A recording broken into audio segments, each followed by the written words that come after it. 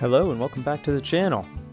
In this episode we're going to be working on the Massey Ferguson TO35, and if you saw last episode we were diagnosing some clutch disengagement issues. After fishing around in the bell housing for a while, we found a broken off bolt head and some other things, leading us to believe that this clutch is in need of replacement. In the last episode we made it as far as getting the tractor completely split apart, and that pretty much brings us up to speed with where we're at right now. In this episode, we're going to tackle the clutch. I think we're going to replace the rear main seal and go ahead and pretty this girl up a little bit and address a few other issues we found while we're in there. So thank you for tuning in, and we hope you enjoy the video. Okay, here is a nice look at the intimates, the inside of my TO35. This is the problem. Remember that the head of that bolt that I found in the bell housing back in like June? That's where it should be, attached to that.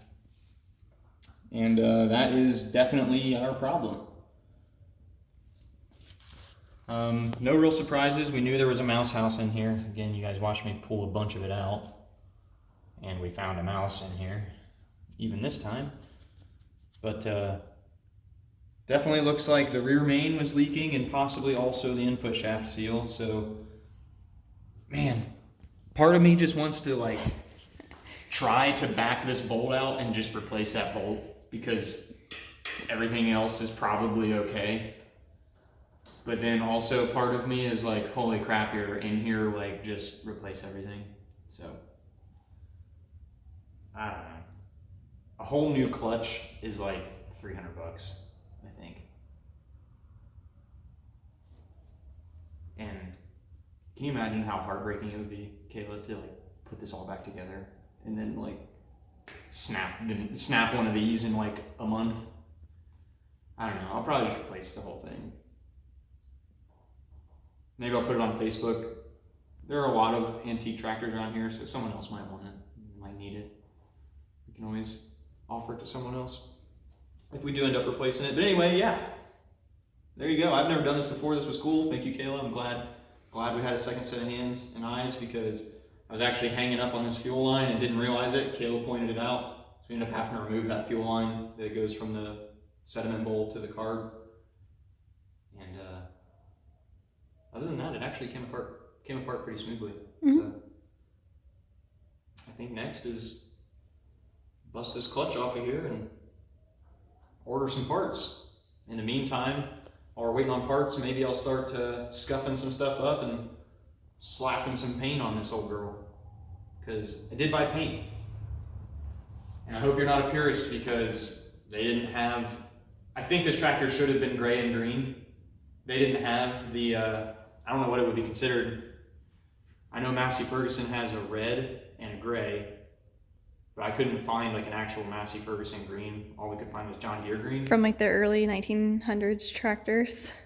Well, there was like Massey Harris and then Harris Ferguson or someone Ferguson, and then those merged to Massey Ferguson, and then they bought Perkins, and then I don't know, Ford was in there at some point. But anyway, my favorite color is blue. So we bought Ford blue, plus there are two other Ford tractors out there. So this is going to be Massey Ferguson gray and Ford blue, maybe a little bit of black. So don't hate me. This isn't a restoration. I'm just trying to get this thing back to work. And that would make all of our equipment match. Yeah, and hopefully we'll have enough left over that I can start painting some of the implements, because some of those really need some attention. But yeah, anyway, cool. That's enough jibber jabbering. I guess let's get this clutch off and start cleaning her up.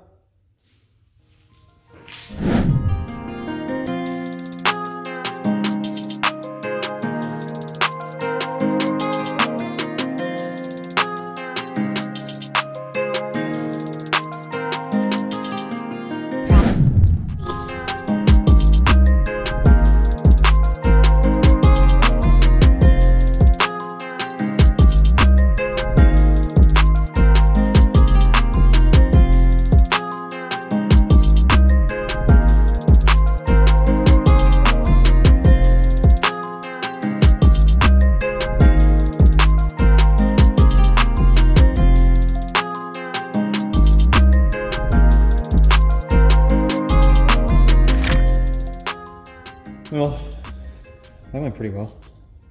I do not yet have a shop press, but I do have a 27mm socket, a hammer, some scrap pieces of 2x4, and a workbench I'm not afraid to beat on. So let's see if we can get that pilot bearing the rest of the way out of there. Oh, well, that was nice. It's kind of anticlimactic. I was kind of looking forward to really hammering on my new concrete workbench here, but yeah, that came right out. And honestly, this bearing is probably fine, but I mean, I guess I might as well replace it. It looks like this is a, what are those numbers?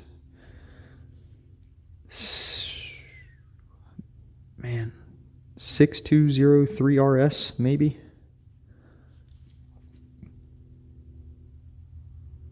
And so I'm going to go with 6203RS. But yeah, this is probably fine, but I'm sure like Napa probably has one of these for a couple bucks. And if I haven't mentioned it yet, this all looks pretty good. I mean, according to this sticker,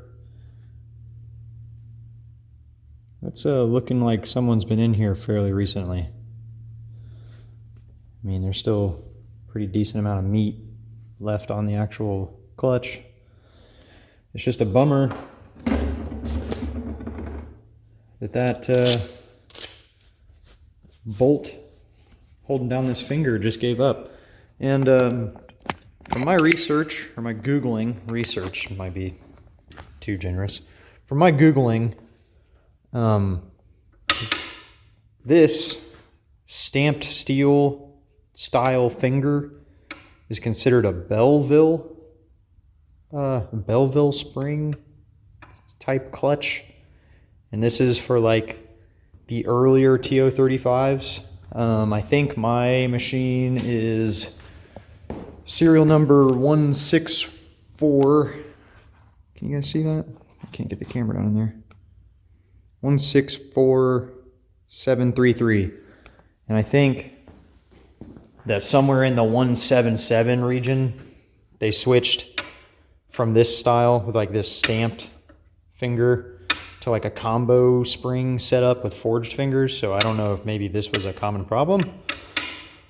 I don't know what prompted the switch. I don't know if one's any better than the other, but unfortunately they use different flywheels, so I can't just upgrade unless I want to replace the flywheel. But then I'm just opening a can of worms that I admittedly don't understand very well, because I've got to imagine that you start changing the flywheel and then all of a sudden you may not be the same distance away from the end of the crankshaft, and like there are tolerances in there and they all seem to matter.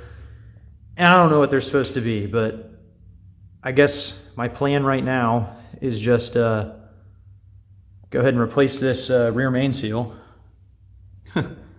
Think that might have been leaking? So I'll replace the rear main seal. I'll replace the pilot bearing. I'll replace the clutch disc, even though this one is probably okay. And then I think I can buy, albeit freaking expensive, I think I can buy this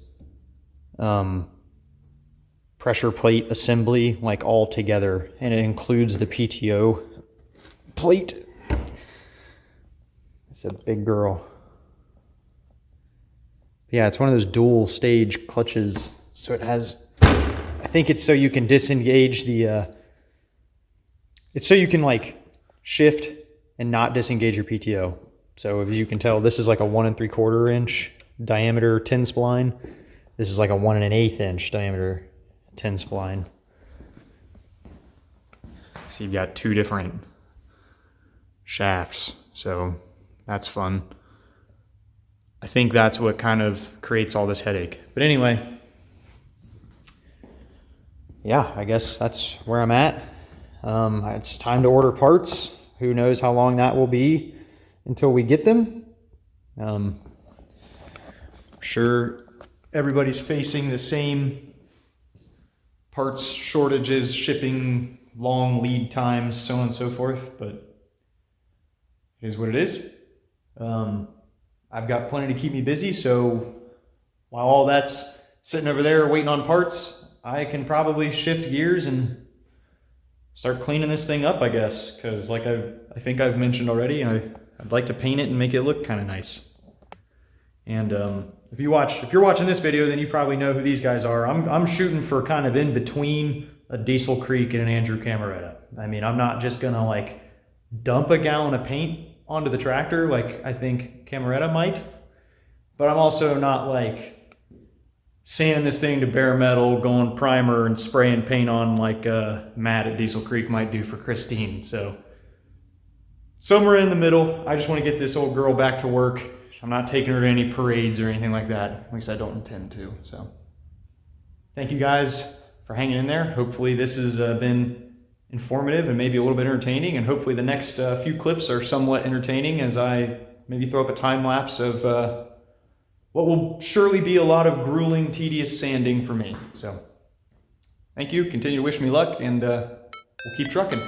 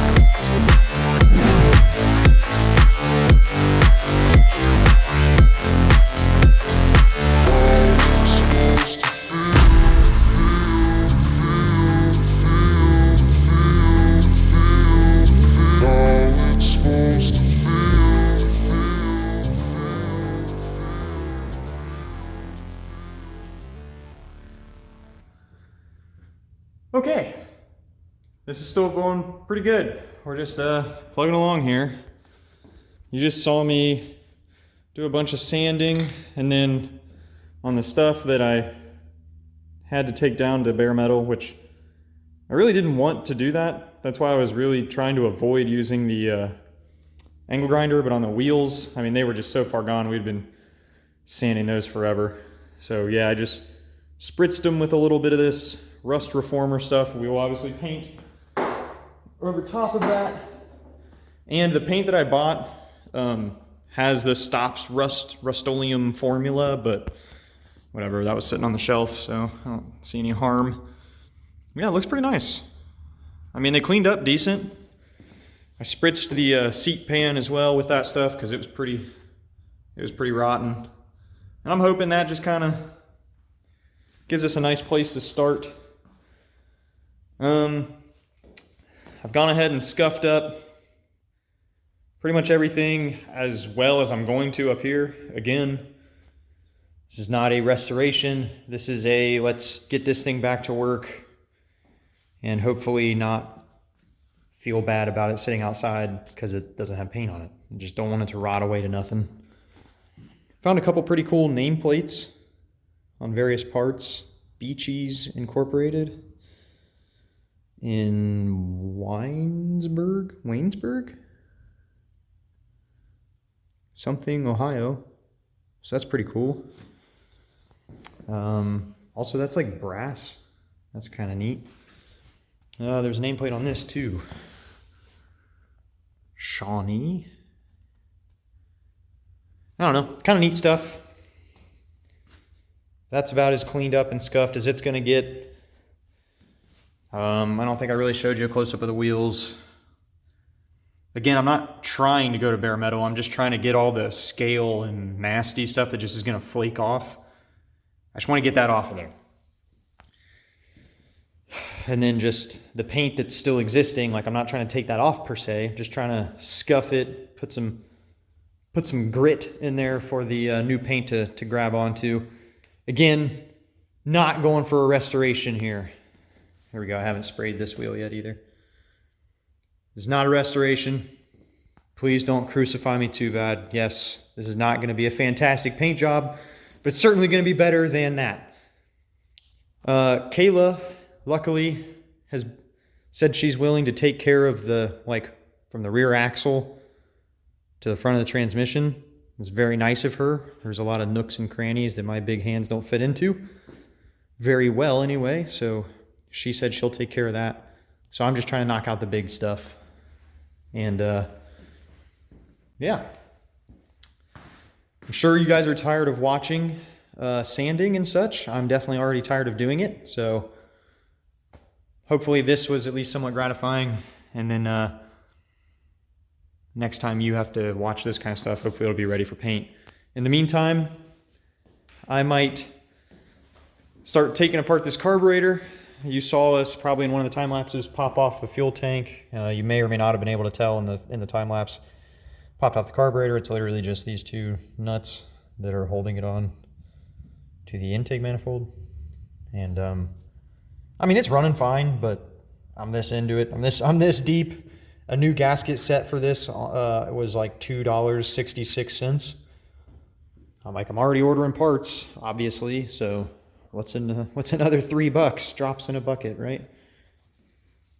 But yeah, hopefully when this thing's back together, she's happy, hunky-dory, ready to work for another 50 years or so, you know? That's the plan. So yeah, thanks, and stay tuned. Continue to wish me luck. Still a lot of work to do.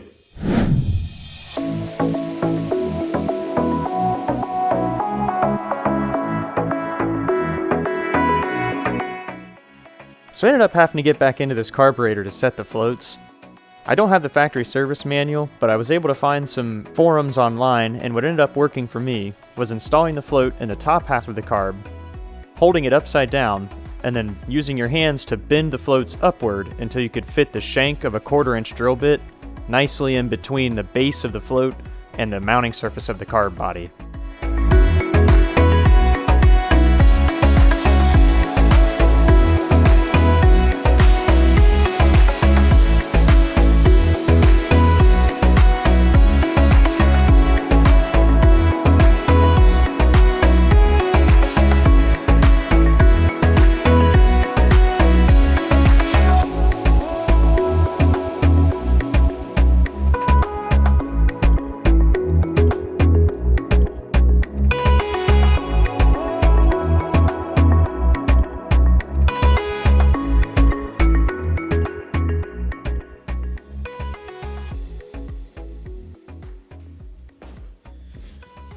Okay, so that was a lot of fun. Probably just saw me and the lovely wife sketchily, dangerously, I don't know, I was puckered the whole time. Move this thing back here to where I can actually reach it with the welder. What you may or may not, let me actually grab you. You may not be able to see this. Hopefully you can. So, we're looking at the ear where the starter mounting flange thing broke off. And hopefully you can tell, like I've discovered, that this has been repaired before. And unfortunately for me, it looks like it was brazed back together. Hopefully you can tell that this filler material looks kind of golden. So I don't know if that's brass or copper or whatever, but whatever it is, to my knowledge, MIG welding doesn't usually like gold things, so I need to figure out a way to locate the little piece that's broken off. Whoa. Yeah, it goes here somewhere. I think I'm going to try to use the bolts to actually align the holes. Man, the camera's not loving this. Hold on. And then I got to try to dig out all that golden stuff with a wire wheel or I'm sorry, like a flap disc or a grinding wheel, so I can hopefully put my new welder to the test. I've never used it. I'm not a very good welder to begin with, so yeah. I mean, I keep reminding myself, it's a tractor. It's a tractor. You know, just make it work. That's what it's for. So that's the plan. Here we go. Wish me luck.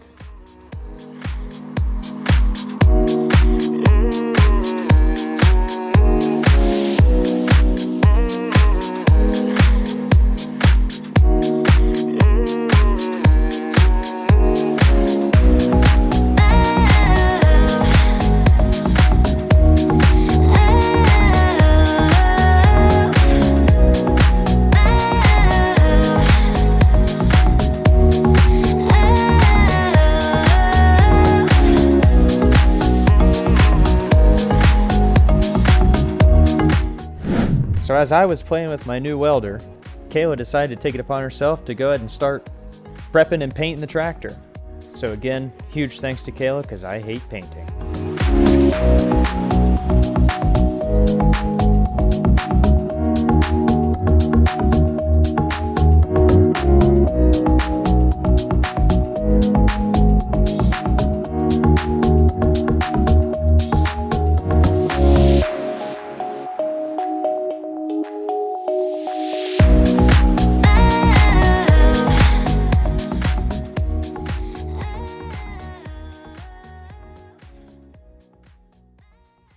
Well, I figured we'd break up the monotony of Kayla's painting time lapse, which she's still working on over there. Hey, Kayla. And I'll move on to a little bit of mechanicals here. Got a package in the mail. It came, the valve cover gasket came, and I think the rear main seal and some gaskets I needed to put the carb back together, which I went ahead and threw back together because you saw it come apart. It's exactly the same to go back together. Anyway. So yeah, let's see if I can get this valve cover off. I don't know how much of a fight to expect. It looks like it's literally just these two nuts. I don't know. So let's see what happens.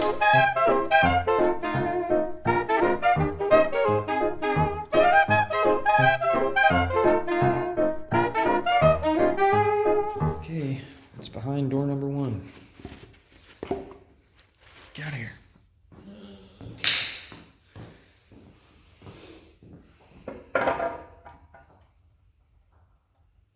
What am I stuck on?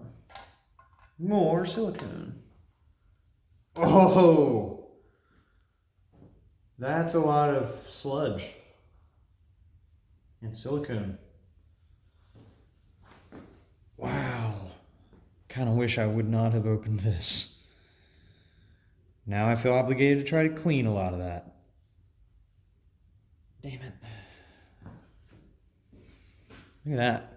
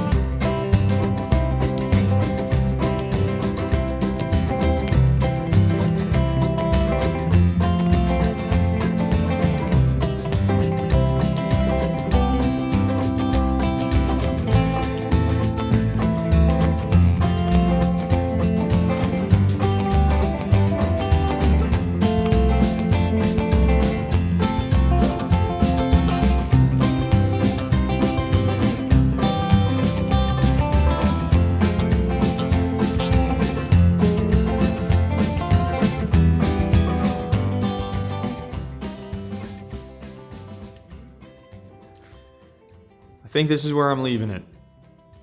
Is it perfect? Absolutely not. Is it significantly better? Yes. I mean, this thing was running great when I pulled it in here. I am the type of person that can't ignore the fact that they saw all that sludge. I had to try to clean it up. Anyway. I had an idea to just like dig out all the big stuff that I could and then show you a paper towel, like all the paper towels that I went through, like thinking that it would only be 1 or 2, but it just ended up being a ton. So here's the first one. And you can see it's kind of turning back into oil. I mean, I picked all of that out with a screwdriver, so obviously I've all the liquidy stuff wasn't that liquidy when I pulled it out of there, but at some point in its life, that substance was engine oil, presumably. But yeah, per usual, you know, it feels like one step forward, two steps back. I have a set of feeler gauges, but I think they're at my brother's house. And as I was trying to clean this, I just kind of noticed, like, oh, that one's good, but... So those two must be in the stroke. Then pretty much all the rest, I mean, that just...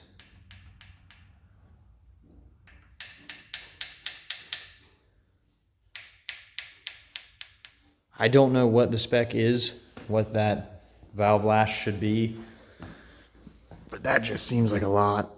I mean, can you see that?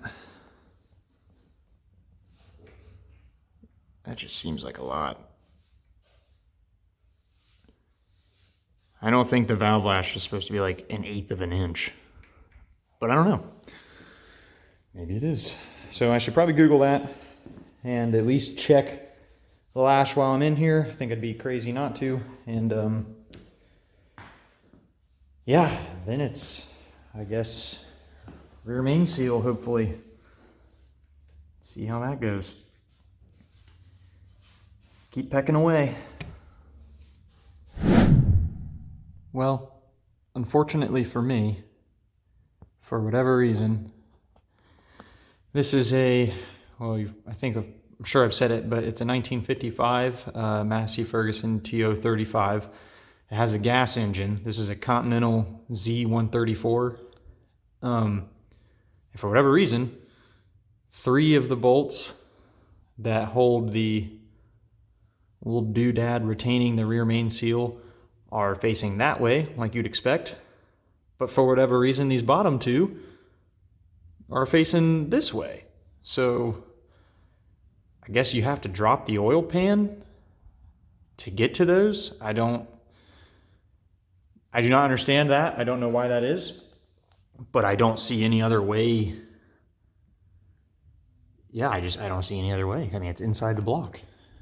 So, and also unfortunate for me right now anyway, is that the thing that I was using to support, you know, put the jack stand under to support the this front half of the tractor, as far as I can tell, is part of the oil pan. So you can see the line there. So I had to rig up this cherry picker to some bolts I threaded into the engine block here. And now the weight is on the cherry picker, so I can pull the jack stand out of there. And then I can bust that 1 1/16 drain bolt, drain the oil, and I guess start trying to figure out how to get the oil pan off, and hope that that's actually what I needed to do. So yeah, let's do that.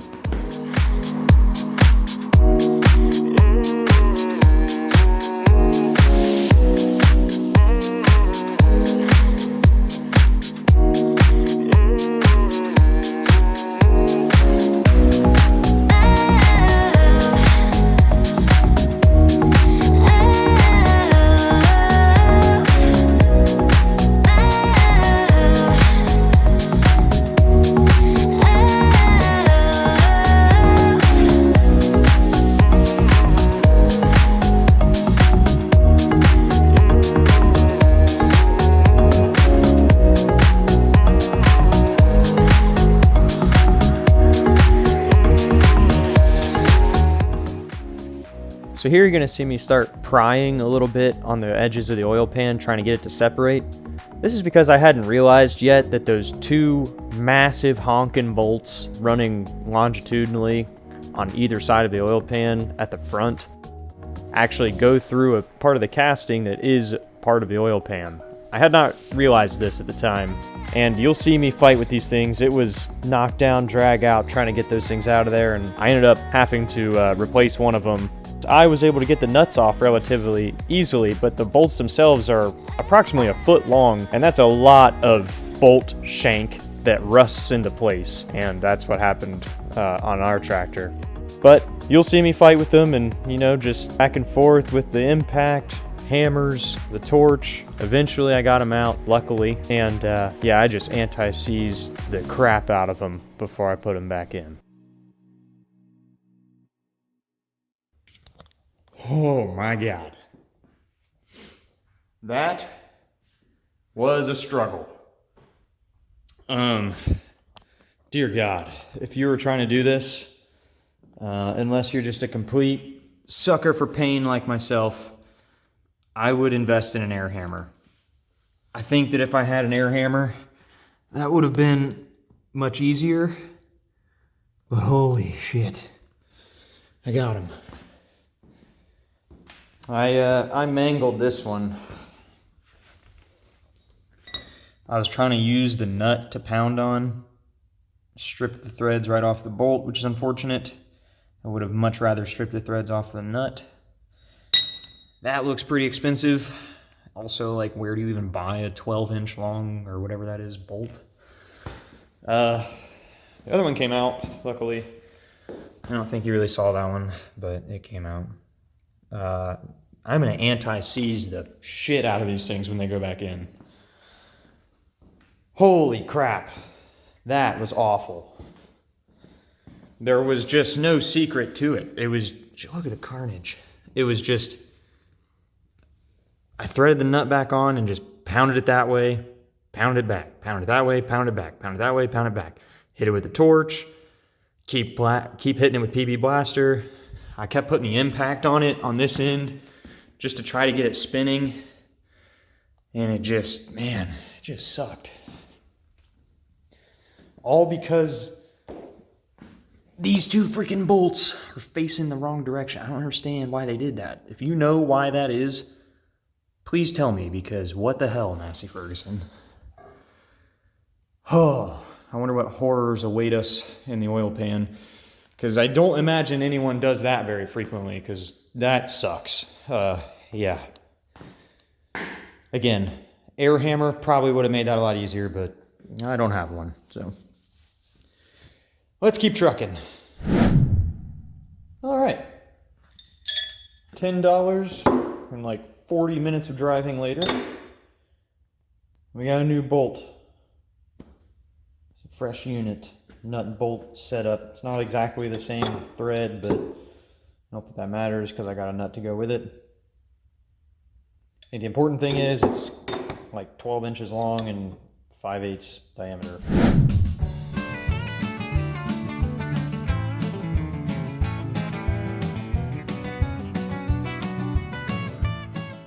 Okay, awesome. I think we're Gucci. I think we just clean that out. We use RTV to seal it back up because I didn't buy a gasket. And because I didn't know I was gonna have to drop the pan because I don't know what I'm doing, but here we go. Yeah. Hell yeah, I'm happy with that.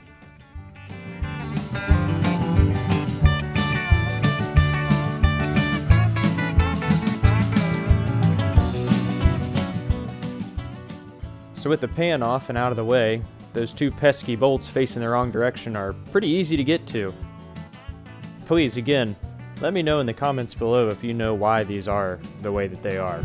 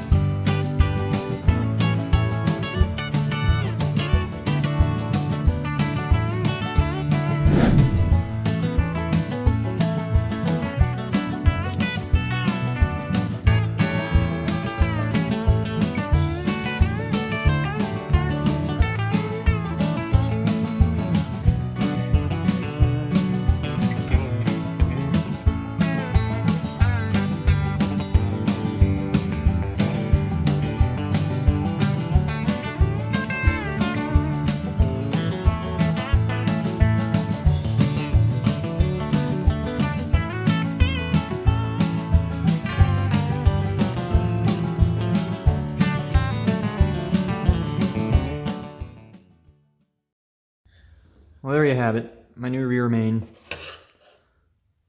I installed it such that the bevel on the lip faces in, so like toward the oil side. So if you can picture, this goes on the engine like so. So the oil is over here, not over here. This is the inside of the engine. So I think you can see that this seal has a lip on it. Pretty sure how these typically work is that you'd want the oil to push, and as it pushes on the inside of the seal, it would tighten against the sealing surface. Pretty sure that's how they work. So, I don't know. You can see how I did it. If I'm wrong, let me know. It'll be too late by then, but let's just hope for the best. I mean, the rear main seal leaked before, right? And I just put a little like film of red Loctite, red just because that's what I had. Just around the outside, you can kind of see it shiny here. Before I drove the seal in. I've seen other people do that. I think the idea is that it's like kind of a lubricant to go in, which kind of is nice. It helps. And then it dries and it helps as a sealer. So you could probably do the same thing with silicone or like RTV if you wanted. I don't know. I've seen people do this before, so I was like, yeah, why not? So yeah, there we go.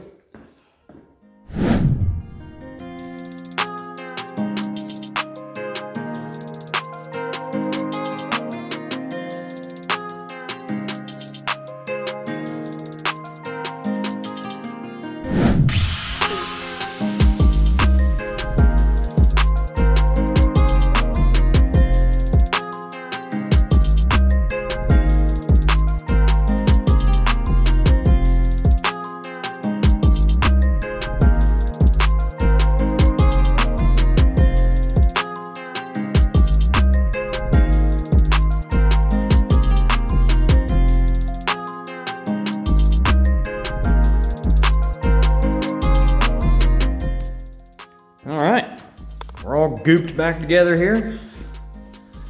And you can see it squirting out everywhere. Oil pan, same as the little rear main seal cover thing. Because I don't know what I'm doing. I didn't know that I'd be taking those off and needing a gasket, so I don't have one. So they got RTV'd or siliconed or whatever. But as you can see, she's all gooped out. Got the fresh bolt in this side. You may or may not have been able to tell. The head on this one is slightly smaller, but no biggie. I just put a washer on it. I cleaned this one up and painted it, and then I just anti-seized the ever-living crap out of both of them. I mean, they're coated everywhere. Will it focus? Yeah, there you go, you can see. Yeah.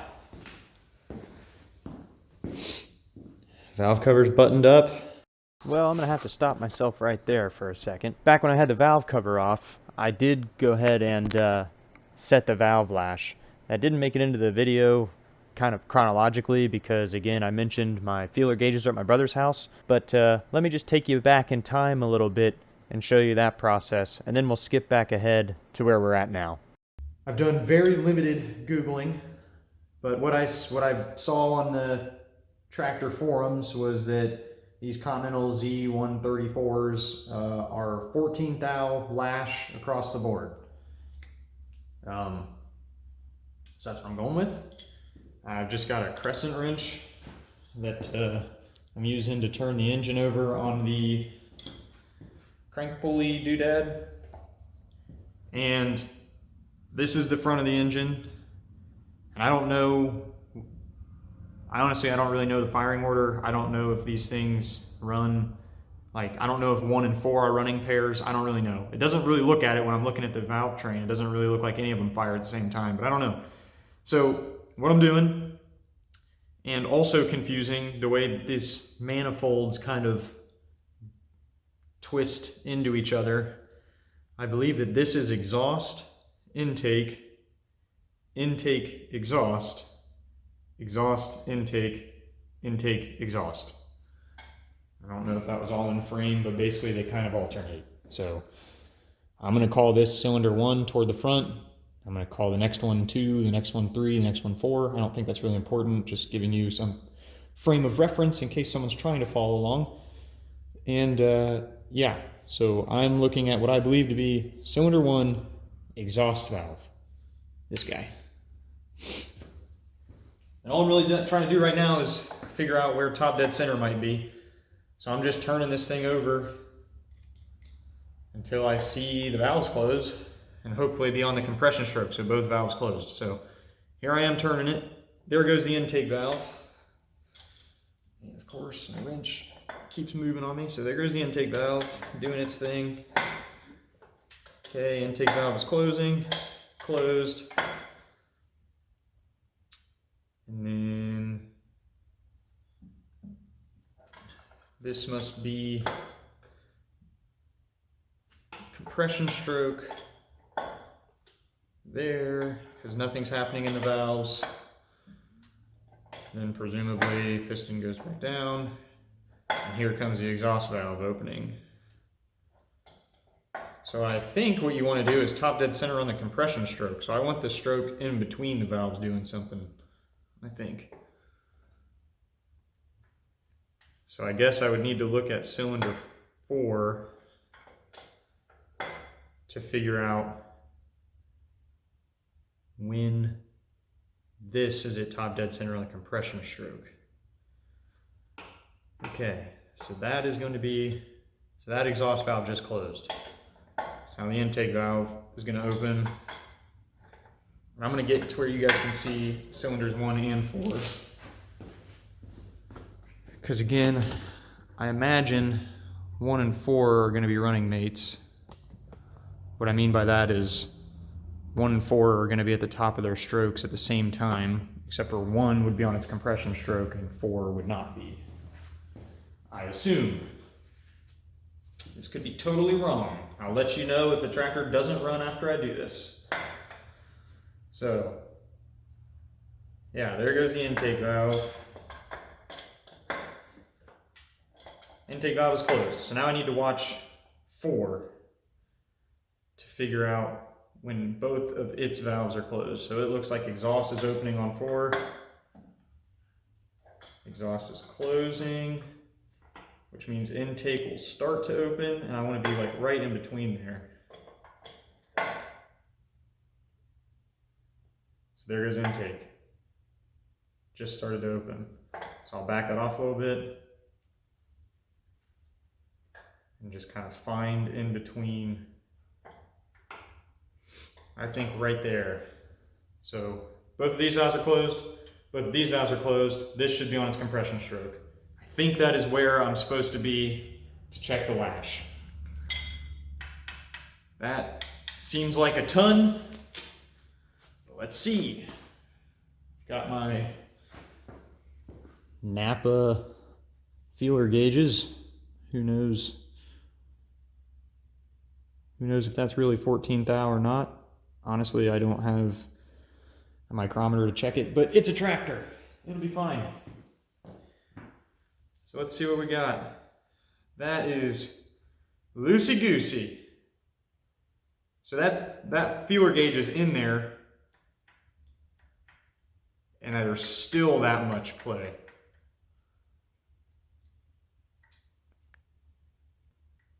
And it's like that for both of them. Okay, so what I'm going to do is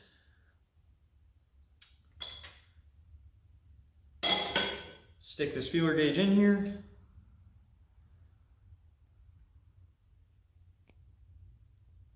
Man, I wish I had one of those fancy ones that like was bent on the end so I could leave it in there. Dang. Here's the idea though. I'm going to stick that in there. then I'm gonna bust this jam nut loose. It's just a little 1/2 inch nut. Try to make it so you guys can see everything.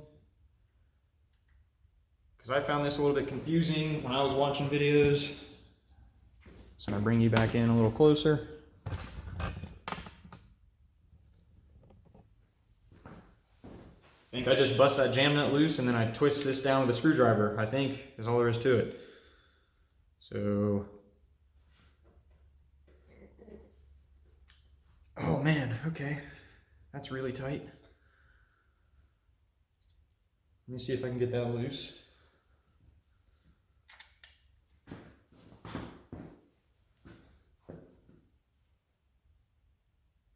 Okay, there it goes. All right.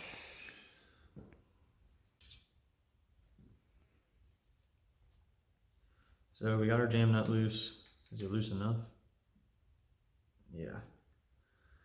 Got my feeler gauge in there. Can you guys see that? I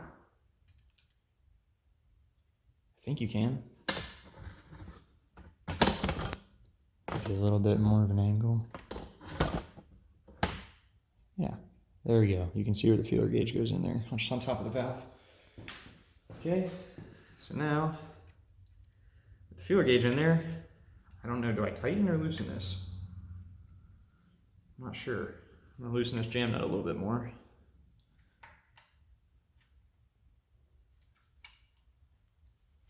Okay, that's nice and loose.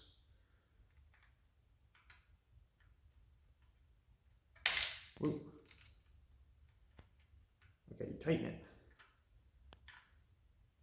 So tighten that down. Yeah, I really gotta back that jam nut off.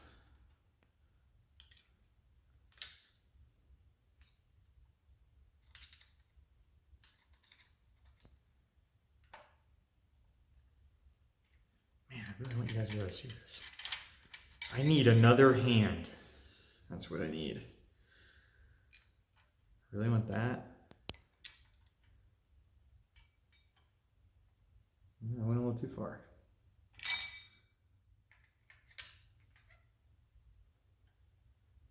Okay, that's in there.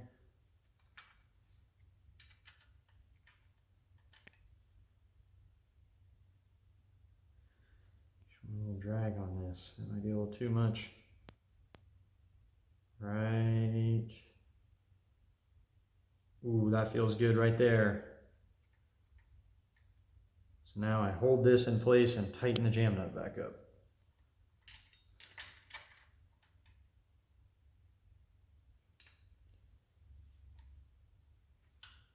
I should switch my hands. I want to make sure you guys can see.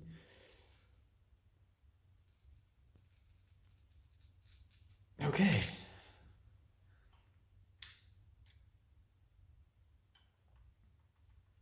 There you go. 14th thou. Let's do that 1, 2, 4, 6, 7 more times. Well, welcome back from your valve lash adjustment seminar. I apologize if that got long-winded and boring, but I'm doing my best to walk the line of entertaining and informative. I appreciate you suffering through that, and your reward is hopefully a couple gratifying time lapses here of Kayla and I slapping some paint on this old girl.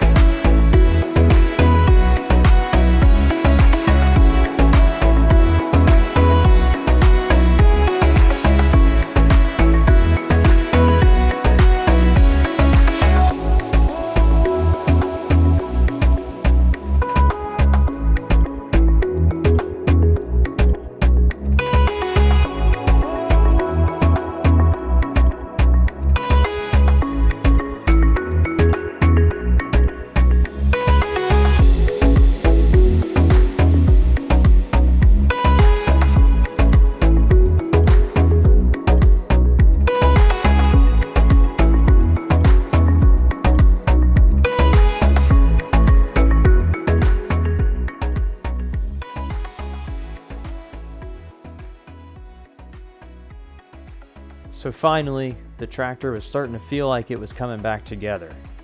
The paint was a huge motivation boost. It really just made it feel like we were actually making improvements and you know, kind of over the hill, so to speak. We weren't taking it apart anymore, we were putting it back together.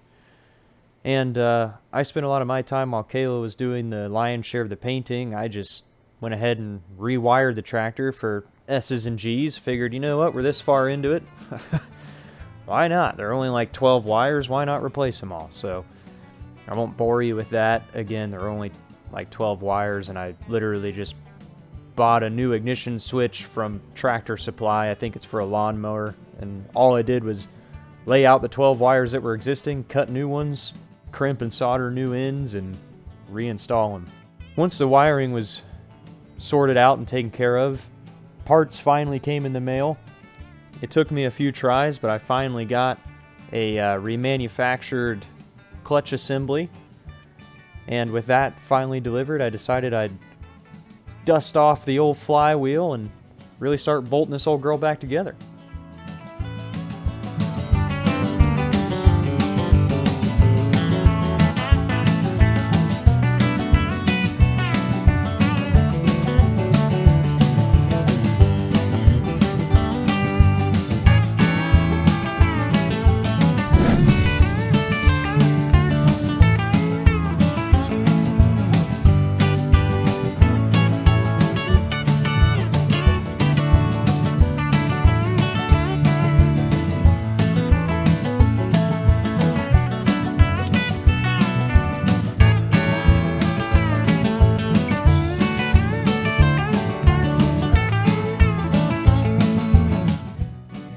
You might be able to tell in this clip that the tractor actually fought us a little bit going back together. We struggled a little bit to get the both sets of splines lined up, despite the fact that we did use a clutch alignment tool. And there really was no secret to it other than have two sets of hands and just keep pushing and wiggling until you finally get her in there.